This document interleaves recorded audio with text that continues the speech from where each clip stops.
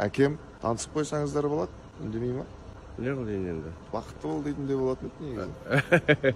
Енді қайдан білей, сразу не айтатынын білмей қалып тұрмын ғой. Иә, балам бақытты бол.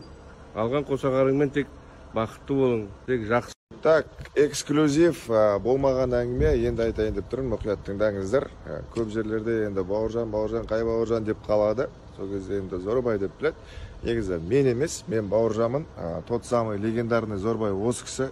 Болып жүрің, аман жүрің, қайда жүрсеңіз де. Мен тілекшімін. Рахмет. Иә.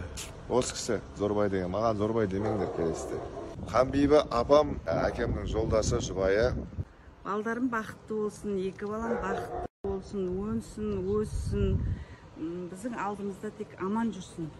Осылар бақытты болса, біз де бақыттымыз.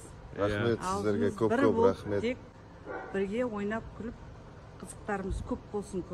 Бұйырса біздер жолға шығамыз бүгін Алматыға. Отбасыға үлкен рахмет айтамыз.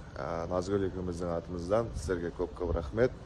Бәрі жақсы болсын. Тек бұйырса енді келеміз. Эксклюзив. Бірінші рет.